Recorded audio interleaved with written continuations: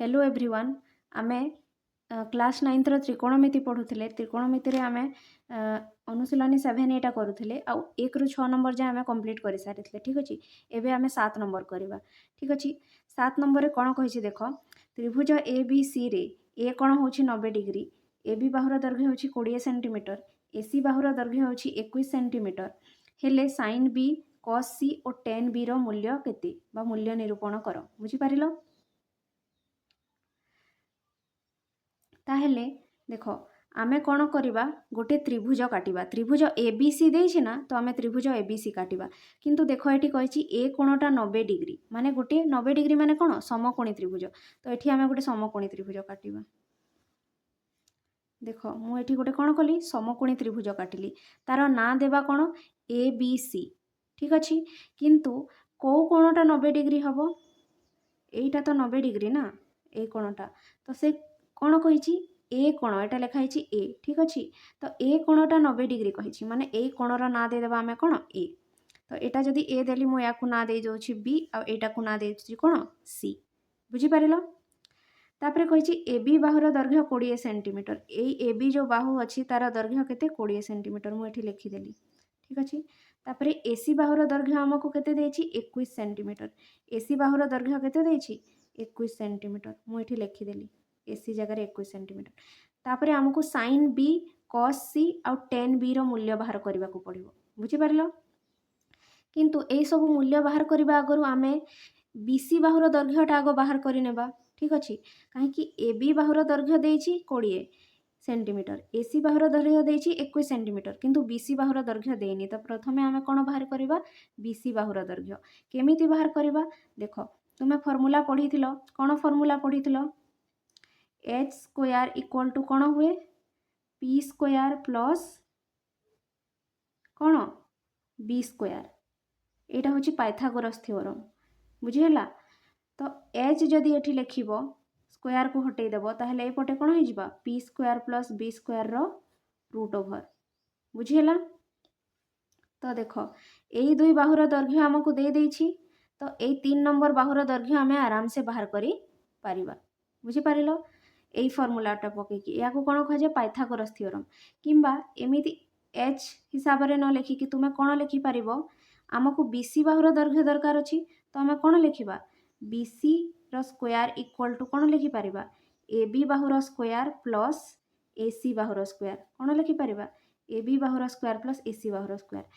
तो आमकु बीसी बाहर करबा करथिले कोन करबा, एठी हमें स्क्वायर को हटै देले तो बीसी हे गला, एई पटे कोन हे जिवो रूट ओवर बा वर्गमूल हे जिवो, माने एबी रो स्क्वायर हे जिवो प्लस कोन हे जिवो एसी रो स्क्वायर। बुझि पारिलो? तो मु एटा h हिसाब रे लेखिली आ एटा मु एबी बीसी करी करी लेखिछि, दुईटा जाको एका। बुझि पारिलो? h माने कोन कर्ण, कर्णर स्क्वायर इक्वल टू कोन हुए लंबर स्क्वायर प्लस भूमिर स्क्वायर। तो कर्ण बाहर करिवार थिले आमे कोन करि पारिबा लंबर स्क्वायर प्लस भूमिर स्क्वायर रो कोन वर्गमूल। बुझि पारिलो? एठी मध्ये सेटा ही करिछि। तो चलो बाहर करिबा, आमे बीसी बाहुर दैर्घ्य बाहर करिबा ना, देइनि काहेकि तो बीसी इक्वल टू कोन हैला AB square plus AC square रो वर्गमूल। एटा मु फार्मूला गुडा बतैबा पई लेखुछि। ठीक अछि, एतिकी लेखिबा किछि दरकार नाही, एटा लेखिबा दरकार नाही, मु बतौछि कोन लेखिबो केवल एतिकी लेखिबो बीसी इक्वल टू कोन हुए एबी रो स्क्वायर प्लस एसी रो स्क्वायर हैला। तो कोन लेखिबो देखो एबी माने केते अछि 20 रो स्क्वायर। बुझि हैला? तापरे एसी केते अछि 21 रो स्क्वायर।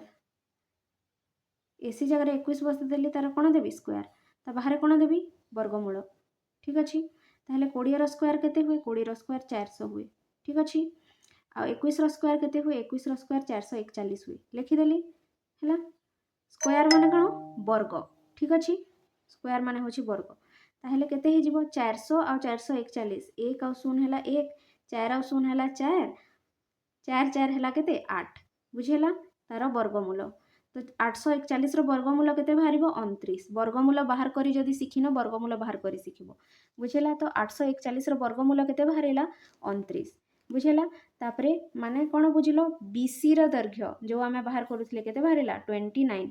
तो बीसी जगह रे मु केते लिखि देबी 29 सेंटीमीटर। बुझि पारिलो? तो देखो एबे एबी बाहुर दैर्घ्य देइथिला, एसी बाहुर दैर्घ्य देइथिला, आमे बीसी बाहुर दैर्घ्य निजे बाहर कले। ठीक अछि, एबे आमे साइन बी कॉस सी और टेन बी मूल्य निर्णय करि परिबा। एतिकी तुमको लिखिबा दरकार नहीं, खाली एतिकी लिखिबो बुझेला। एतिकी खाली एतिकी बाहर करिबो। ए उपरटा मु बुझेबा पई कहउथली।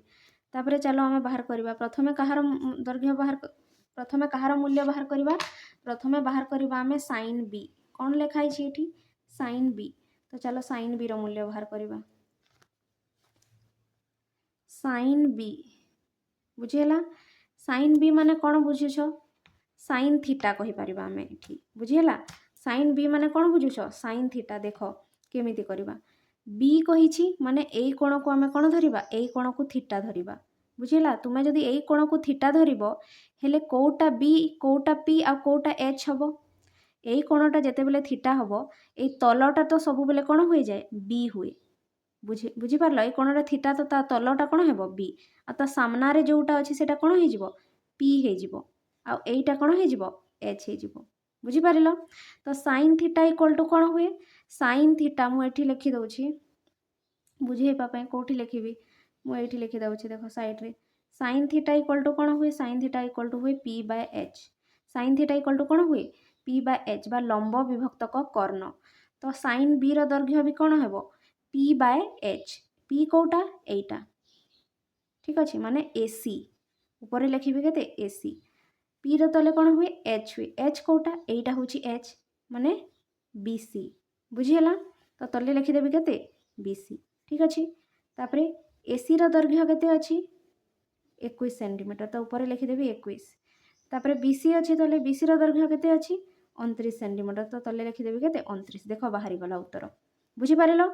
तुमको कोन करिवार अछि किछि नाही केवल बीसी बाहुर दैर्घ्य प्रथमे बाहर करदेव एटा ठीक अछि। काहे कि ना ए बी आ एसी टा देइथिला तो बीसी बाहुर दैर्घ्य बाहर करदेव।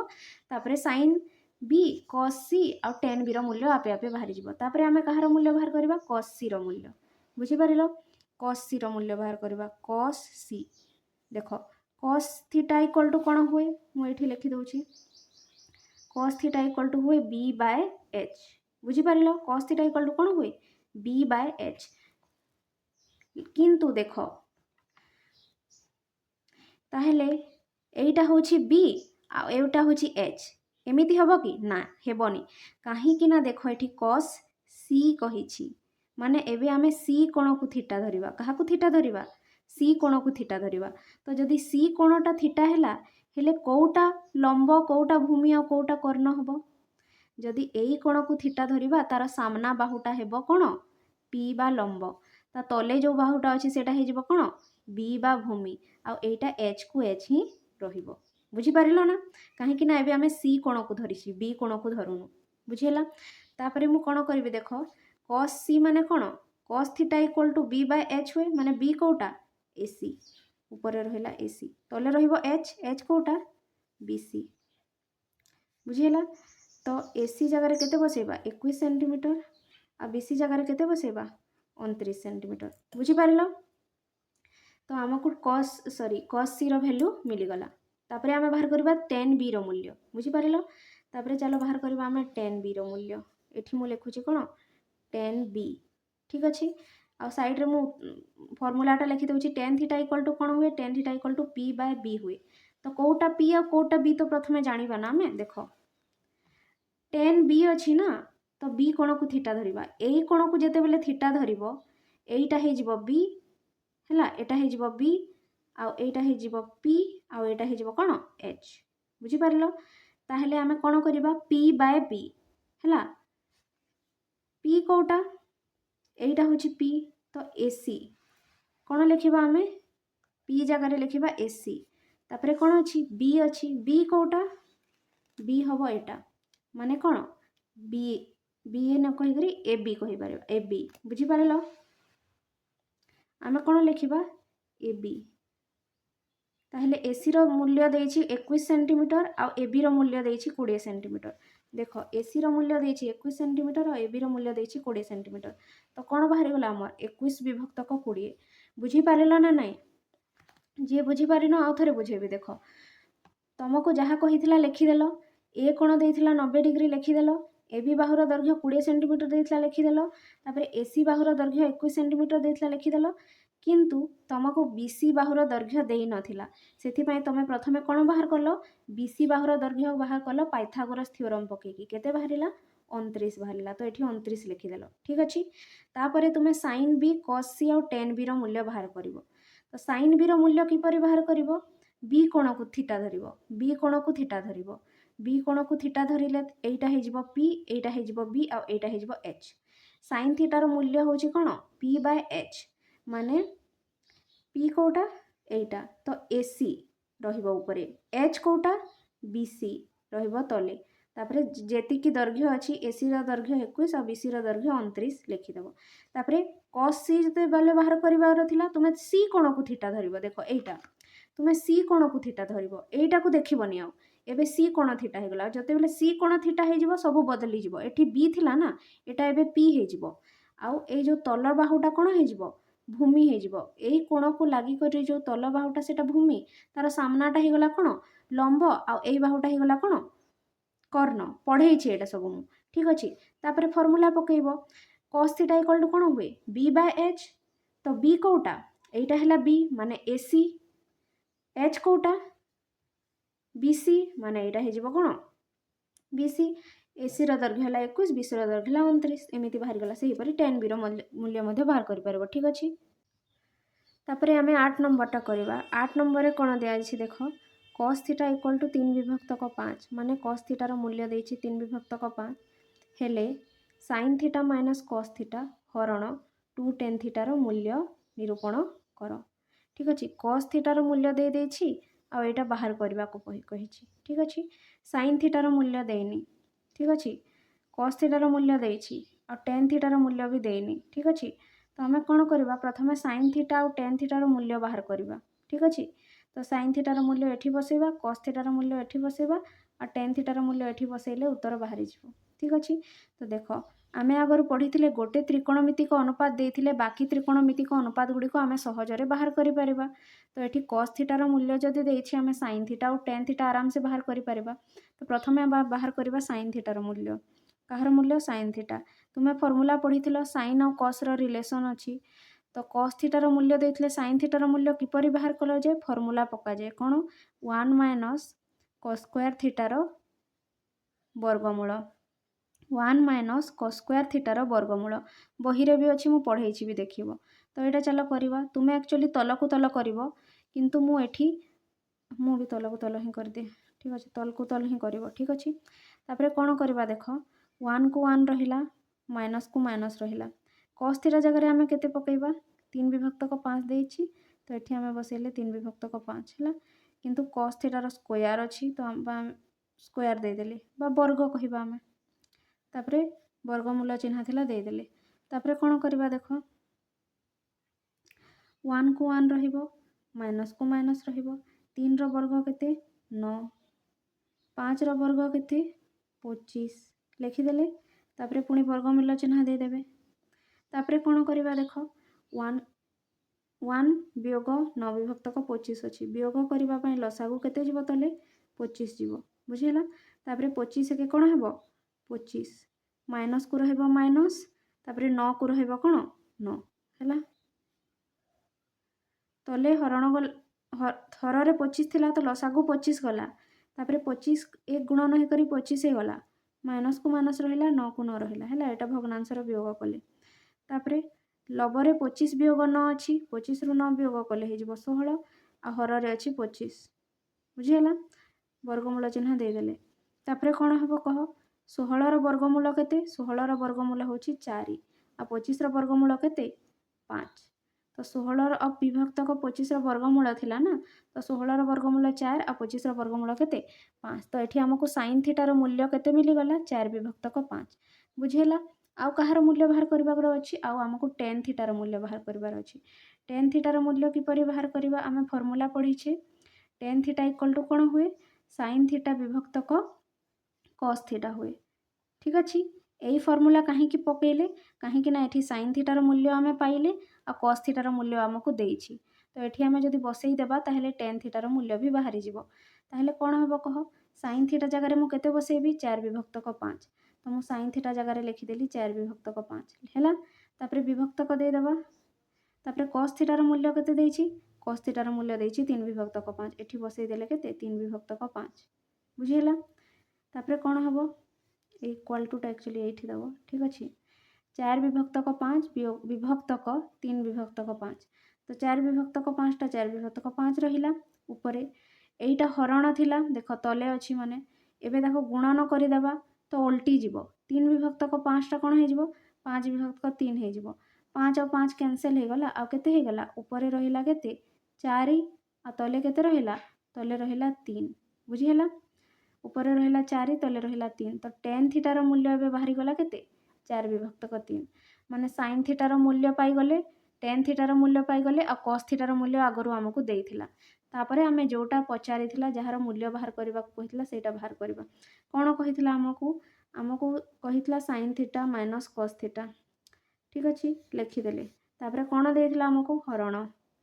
2 tan थीटार मूल्य बुझिहेला तो sin theta minus cos theta हरण 2 tan थीटार मूल्य बुझिहेला तापरे हमें पकेबा वैल्यू देखो sin थीटार मूल्य केते पाइछे 4 विभक्तक 5 तो एठी हमें बसेबा 4 विभक्तक 5 वियोग चिन्ह देले cos थीटार मूल्य हमकु केते देइथिला 3 विभक्तक 5 तो हमें cos थीटार मूल्य जगह रे बसेइले केते 3 विभक्तक 5 तापरे हरण को हरण चिन्ह देले 2 जगह रे लिखिले 2 गुणन चिन्ह देले tan थीटार मूल्य केते पाइछे 4 विभक्तक 3 तो tan थीटा जगह रे हम केते लिखिली 4 विभक्तक 3 बुझिहेला तापरे कोन करबा देखो 4 विभक्तक 5 रु 3 विभक्तक 5 वियोग करबा लसागु जीव केते 5 ऊपर कोन हे जीव 4 वियोग 3 तो ऊपर लिखिले 4 वियोग 3 ब्रैकेट दे देले बुझिहेला तापरे हरण चिन्ह देबा पुणी एठी गुणन करबा 2 गुणन 4 केते हे जीव 2 चौ 8 आ तले केते रहिबो तले रहिबो 3 बुझिहेला 2 चौ